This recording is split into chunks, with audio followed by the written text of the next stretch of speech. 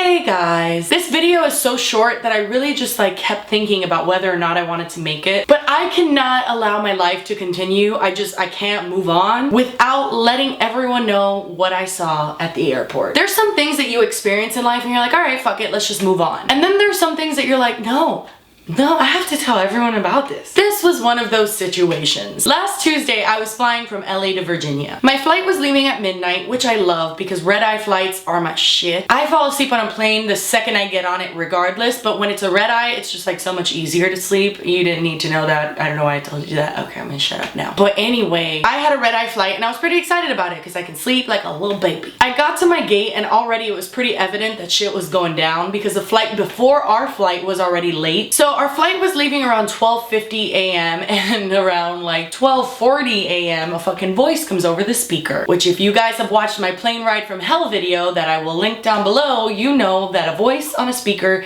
is really bad. So they told us that our plane was late and that was gonna be an hour delay. I was like, you know what, no big deal. I don't really get mad when flights are delayed, I get it, shit happens. But then another voice came on the intercom 20 minutes later and it said, hey folks, we know that we told you it was gonna be an hour delay, but although the plane is gonna be here in an hour, the actual flight doesn't get in for another 2 hours. To that, there's 3 hours, bitch. You're gonna have to wait 3 hours. Immediately, everyone was super pissed off because almost everyone that was flying to Dallas had a connecting flight that they were gonna miss. So they said, if you have a connecting flight, just wait in line, we're gonna figure your shit out, we got you. But the way that I deal with shit is I don't wanna wait a line. So I just went to a corner of the airport and I just started falling asleep because I was like, I'm not gonna wait a line that I can just walk up to in an hour and nobody will be there. Did that sentence make sense?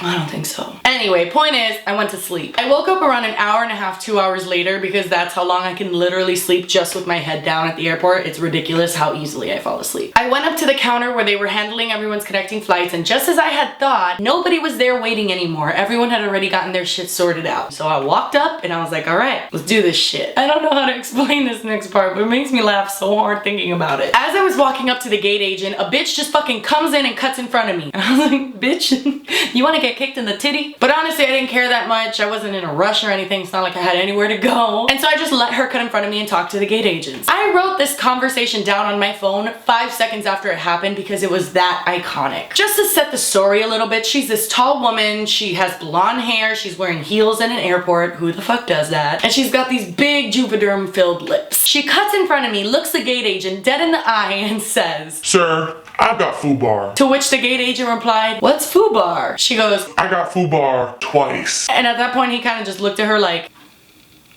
okay. "Fucked up beyond all reason. I've got it twice." Now at this point, my head was just like, oh my God, is a story actually unfolding right now?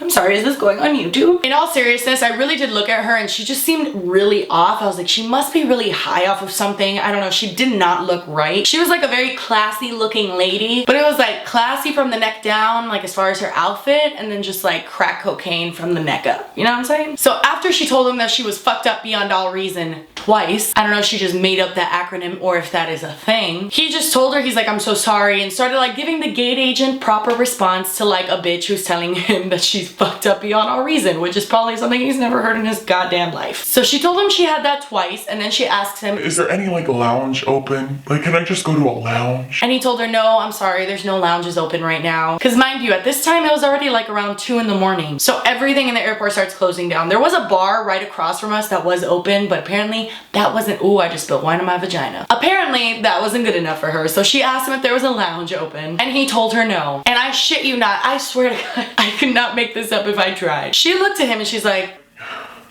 "Can I bring everyone Domino's?" When she asked the guy if she could bring everyone Domino's, he actually just looked at her like, You could tell he's just never heard that. He's just never been proposed that idea at his job ever. Looking back, it's actually more insane than I thought it was in the moment because it's you're just a passenger. Why are you gonna buy everyone Domino's? That just doesn't make any sense. And he told her, he was like, "No ma'am, thank you, but we're bringing everyone food." Because I guess since we had a 3-hour delay, the airline was trying to make it right or whatever, and so they gave everyone food and drinks, which I couldn't eat any of it because none of it was vegan. But either way, he told her, "We're bringing everyone food." And then she looked at him and was like, "Okay, great, that's awesome. Can I help bring it in?" He looked so shocked. He was like, "Can you help bring the food in?" She's like, "Yeah, Can't I bring it in? He told her, no, that's okay, ma'am, thank you. And then this is when shit started getting so weird. She goes, oh man, it's gonna be great for everyone to just have food. and he was like, yeah, we're gonna have it ready in 15 minutes for you, ma'am. To which she replies, the cringiest motherfucking sentence I've ever heard from a tall, blonde, white woman in my entire life. She said, and I fucking quote, I mean, I'm not even joking, this is a direct quote, I swear on my fucking life. She said, that's dope, man. Oh, that's dope. Cool. Man, that's gonna be so dope for everyone. when she said this, my insides started trying to escape my body. It was so cringy. I don't understand what she was trying to do. And then she almost got in trouble because when the snacks and the drinks came, she started trying to hand out bottles of water to everyone, and she started trying to take the cases from the workers. And they were just like, ma'am, you don't have to help. And she's just like, It's okay. I'm just like, I can do this. I honestly thought she worked for the airline, but when the workers started like basically ripping the bottles of water from her hands, it was pretty clear that she didn't work for no airline. Anyway, I know that might have been so stupid, but to me that was so fucking funny. And I have a bunch of other stories that I could have told you today, but nope, I just wanted to tell you this dope one. Anyway, that's it. I couldn't continue living my life without telling you guys that. Anyway, that's all for today's video. Thank you guys so much for watching. Please subscribe to my channel. I just spit everywhere. I don't know if you guys can see that or not, but I just spit everywhere. Please subscribe to my channel if you haven't already, because I put out new videos every Tuesday and Saturday, and I will see you on Saturday. Bye! Drink a drink right now. Oh my god, can you actually try that? No.